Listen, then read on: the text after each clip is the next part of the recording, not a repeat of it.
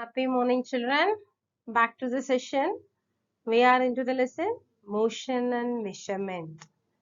I believe you have gone through the lesson yesterday's part and the day before's one. So now we are into the last part of the lesson, which is going to be the motion. So in the previous one, we have learnt about the history of the transport, why measurement is needed to know the things exactly, and what are the units of measurement, how can you measure the volume of a liquid using liters, and length of an object using a scale, or any other distance using the kilometers, etc. Many things you have learnt in the previous two sessions about this lesson. Now we are going to see about the topic motion. So what here motion? Something that is moving, you call it as a motion. So any object that is said to be in movement, that is going to move, you call it as a motion. So what do you say when the fan is rotating? It is going to be in the motion. But when you stop the fan, is it going to be in the motion? No. So this is about this recap. In the previous two units, what you have learned about the standard units of measurement. So it is going, if you are going the ancient methods, we used handspan, cubit, etc., which were not to be uniform everywhere. Every differed from person to person. So to maintain a standard unit, we have come up with the SI units. Then the measurement of the length can be made using a measuring scale, meter rod, or using a tape also, measuring tape also.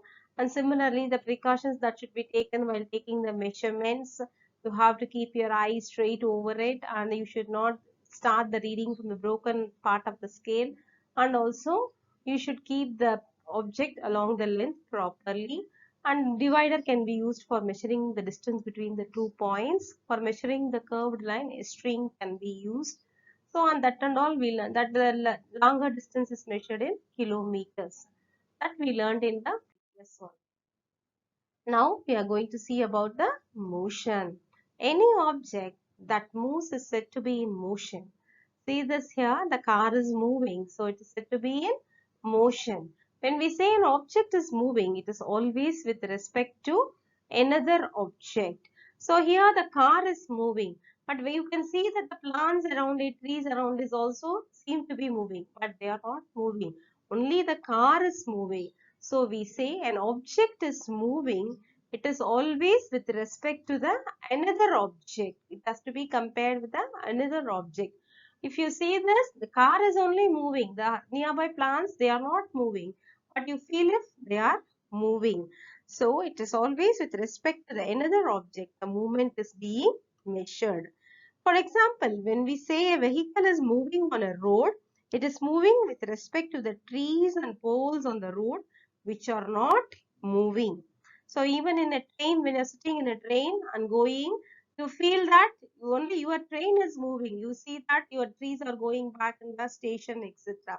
So that is because with respect to those places, your train is moving. So when you say you are at rest or not moving while sitting at your desk and reading a book, it is with respect to your chair or your desk. When you are sitting and reading a book, it is with respect to your chair or desk. When an object moves, its position changes with time. Let us take the example of a car moving away from a building. So, when you see, when the car is at a position A, the distance between the car and the building is very small. When the car moves away from the building, you take the distance as B. The distance between the building and the car increases. Another way of saying is that when car moves, its position with respect to the building changes with time. An object is said to be in motion if its position changes with time. So what is a motion? An object which is said to be in change in position. We call it as motion. So let us see about the types of motion. So there are many types of motion. All are not similar type of motion. Anything that is moving is motion. Okay, a car going on a road, It is going straight means it is going to be a straight line motion only. If you take a fan, it is rotating. So we are going to see here different types of motion. Translational motion, rotational motion. Translation, you can see the example. Rotational motion. Rotational is your fan anything. Periodic motion and non-periodic motion. Periodic means happening in an equal interval of time. With the earth rotating around the sun, it is going to be a periodic motion. Bird flying in the sky, it is going to be a non-periodic motion. These are the four different types of motion. Translational motion, rotational motion, periodic motion, non-periodic motion that we are going to see in this lesson. Translation, that is moving along a straight line. Rotational motion, that is going to be in a curved position. That is going to be, you call it as a curvilinear motion also. And periodic motion, that is happening at a equal intervals of time. Like your clock also, it is an example of periodic motion. How the hands of the clock moving in a equidistant. And non-periodic, birds flying in the sky, they may take some time fast, sometimes slow. So you call it as a non-periodic motion. So let us now see detail about each type of motion. First, let's see about translational motion. A type of motion in which all parts of an object move the same distance in a given time is called a translational motion. A type of motion in which all parts of an object move the same distance in a given time is called translational motion. You can see the example, vehicles moving on a road, a child going down on a slide, and a bird flying in the sky. So all body parts are moving in the same direction, the same distance. That you call it as translation motion. This translational motion again can be classified into rectilinear motion and curvilinear motion. So rectilinear motion is the motion moving in a straight line. As you saw the train that is moving in a straight line. Curvilinear motion moves along a curved path. Example, this moving car is a rectilinear motion. A car taking a turn is going to turn around some round path. Then it is going to be a curvilinear motion. So, an object in translational motion moves in a straight line. It is said to be rectilinear. When object in translation motion moves along a curved path, it is said to be in a curvilinear motion. Examples for rectilinear motion, car moving on a straight road and a train moving on a straight track. Examples for curvilinear motion, car taking a turn. It's a stone thrown up in the air at an angle and a car taking a turn. So this is about the translation motion. Say boy going on the slide, it is also a translation motion in which all parts of an object move the same distance. So this is an example of translation motion. Now let's see about rotational motion. So first we saw about motion, types of motion, translational, and now we are going to see about rotational motion. So rotational motion is nothing but the moving in a round. So if you are seeing, when an object moves about an axis and different parts of it move by different distances in a given interval of time, it is said to be in rotational motion. When an object moves about an axis and different parts of it move by different distances in a given interval of time, it is said to be in rotational motion. So, examples of this are the blades of the fan. Examples of this rotational motion are blades of a rotating fan, merry-go-round and blades of a windmill. So blades of the fan, how it is moving round, in the center it is there. Around the center all the things are moving. So a merry-go-round, blades of the fan and blades of the windmill are examples for this rotational motion. When an object undergoes rotational motion, all its parts do not have the same distance in a given interval of time. For example, the outer portion of the blades of a windmill move a longer distance than a portion closer to the center. So, the outer distance is going to move to a greater distance. The end of the tip of the blade வந்து நிறைய தூரம் போகும். Whereas in the which is nearer to the axis will move slowly only. So, rotational motion is nothing but the movement that is going to be taken around an axis, but different parts of it move at different distances. Now let's see about the periodic motion. Periodic motion means a motion, a type of motion that repeats itself after equal intervals of time is called periodic motion. So which is repeating after equal intervals of time. You can see Earth is a very good example of this periodic motion. Examples of the objects undergoing periodic motion are said to be to and fro movement of the pendulum. Clock pendulum, olden days clock, you can say this pendulum. That will move on either side with equidistance. That is going to be an example for periodic motion. Even when you swing on the அந்த இதுல ஸ்விங்ல உட்கார்ந்து விளையாட மூஞ்சல்ல விளையாடும் போது also whichever distance you are going in the front, the same distance you will go in the back also. That is also going to be a periodic motion, playing in a swing also. Earth is going to be a very good example of this periodic motion, which is rotating on its axis. The hands of a clock, the blades of a rotating electric fan, the electric fan blades, they are also rotating at the equal speed, and the plugged string of a guitar, and also a guitar string, when whatever vibration will give, the same thing it will give it back. So these are all going to be the examples of periodic motion: blades of a fan, hands of a clock, plugged string of a guitar. Periodic motion is a type of motion that repeats itself after equal intervals of time.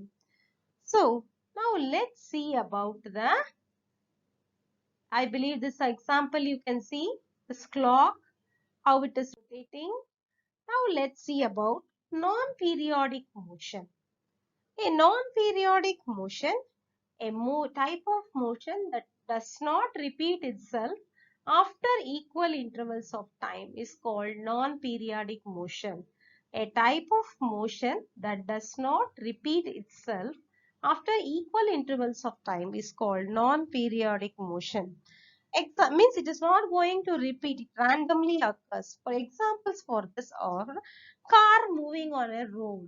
If you see, sometimes some distance, if there is no traffic, it will move fast. Sometimes it will move slow. So that and all is going to be a non-periodic motion. But when you see a bird gliding across the sky, children playing in a park, so all these are going to be non-periodic motion, isn't it? The bird may fly faster, sometimes slower. Even the children, they'll be running, walking. So all these are going to be non-periodic motion. As I told you, sometimes the car going on the road, it will go fast when there is no traffic. If it will go slow when the traffic is there. So that type of movement, you call it as a non-periodic motion. So children playing in a park. In everyday life, we can observe more than one type of motion. So all these motions, everything, many things around us are moving, isn't it? So these are all going to be different types of motion. Birds gliding across the sky and the rotation of the earth on its axis are going to be the rotation of the earth on its axis is rotational as well as periodic motion. Birds gliding across the sky, it is going to be translational and non-periodic. First one is birds gliding across the sky. What type of motion? It is going to be translational and non-periodic. And the rotation of the earth on its axis is going to be rotational and periodic. So, what is motion? Any object that moves is said to be in motion. That is moving is said to be in a motion. When you say the object is moving with respect to the another object, with respect to another object, you can only say that the object is moving. Types of motion. Types of motion, it is going to be translational motion, rotational motion, periodic motion and non-periodic motion. Translation motion, they can be, that is, it is going to be equidistant, all parts of the object moving in the same distance. You call it as translation motion, where the motion is happening with equidistance in all parts of the object are moving at the same distance. Example like of this is going to be the child going down a slide, etc. The translational motion is of two types, rectilinear and curvilinear. Rectilinear motion is that is going in a straight line. Curvilinear motion, it is going along a curved path. So example for rectilinear, car or train moving on a straight track. Example for curvilinear, a stone is thrown up or the car taking a turn. Then we are going to see about the rotational motion, motion that is going to take place in a circular motion, that is in a circular part like the windmill fans of the blade. Then we are going to see about periodic and non-periodic. Periodic motion that take place at equal intervals of time.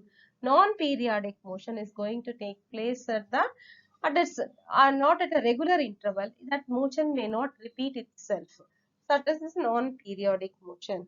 So we have seen what different types of motion and what are the types in it, like periodic, non-periodic, rotational, translational. In translation, you have two types, rectilinear and curvilinear. Rectilinear moving in a straight line, curvilinear moving along a curved line. I believe you understood the lesson. Children, the whole lesson a small recap. First, we have the lesson says about the measurement and motion. First, measurement, we were talking about the why we should measure things. Only if we measure things, we can do the things properly, and it is very much helpful measurement. So that measurement in ancient times, it was used, it was done with the handspan, cubit and fathom.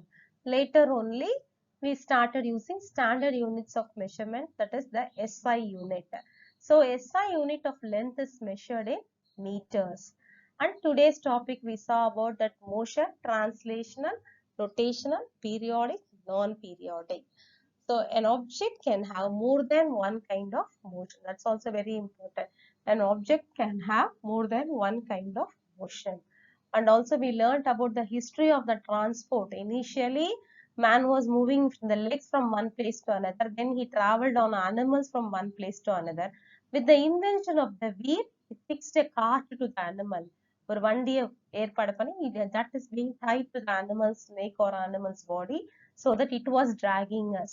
And later on, the invention of steam engine was there so that the people can move faster from one place to another. Diesel, petrol have enhanced our transport system. And this lesson we learned about measuring things is very important because measurement gives you a better way of life.